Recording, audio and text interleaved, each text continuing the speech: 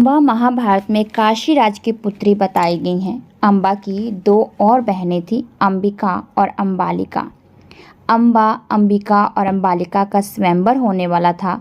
उनके स्वयंवर में जाकर अकेले ही भीष्म ने वहां आए समस्त राजाओं को परास्त कर दिया और तीनों कन्याओं को हरण करके हस्तिनापुर ले आए, जहां उन्होंने तीनों बहनों को सत्यवती के सामने प्रस्तुत किया ताकि उनका विवाह हस्तिनापुर के राजा और सत्यवती के पुत्र विचित्रप्रिय के साथ संपन्न हो जाए।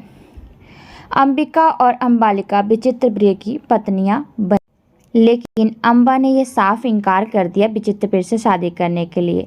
उन्होंने बताया कि राजशल्य को अपने मन ही मन अपना पति मान चुकी हैं, तो विचित्रप्रिय से वो उनसे विवाह नहीं कर सकती हैं।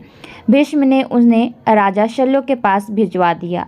राजा शल्य ने अम्बा को ग्रहण नहीं किया, अतः वह हस्तिनापुर लौट आई और भीष्म से बोली, हे आर्या, आप मुझे हर कर लाए हैं, अतः आप मुझसे विवाह करें। किंतु भीष्म ने अपनी प्रतिज्ञा के कारण उसके अनुरोध को स्वीकार नहीं किया। अम्बा रुष्ट हो गई और यह कहकर कि वही भीष्म की मृत्यु का कारण बनेगी, वह परशुराम के पास गई और उनसे अपनी व्यथा सुनाकर सहायता मांगी। परशुराम ने अम्बा से कहा, हे देवी, आप चिंता ना करें, मैं आपका विवाह भीष्म के साथ करवाऊंगा। परशुराम ने भीष्म को बुलावा भेजा, किंतु भीष्म उनके पास नहीं आए। इस पर क्रोधित होकर परशुराम भीष्म के पास पहुँचे और दोनों वीरों में भयानक युद्ध छिड़ गया। दोनों ही अभूतपूर्व योद्धा थे, इसलिए हार जीत का फैसला नहीं हो सका। आखिर देवताओं ने हस्तक्षेप करके इस युद्ध को बंद करवा दिया। अम्बा निराश होकर वन में तपस्या करने चली गई, जहां उसने महादेव की घोर तपस्या की। महादेव उसकी तपस्या से प्रसन्न हुए और उसके समक्ष प्रकट होकर उसे यह वर दिया कि वह अगले जन्म में भीष्म की मृत्यु का कारण बनेगी।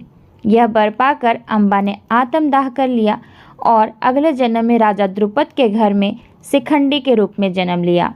शिखंडी कुरुक्षेत्र के युद्ध में भीष्म की मृत्यु का कारण बने, क्योंकि कृष्ण ने उस दिन शिखंडी को अर्जुन का सारथी बनाया।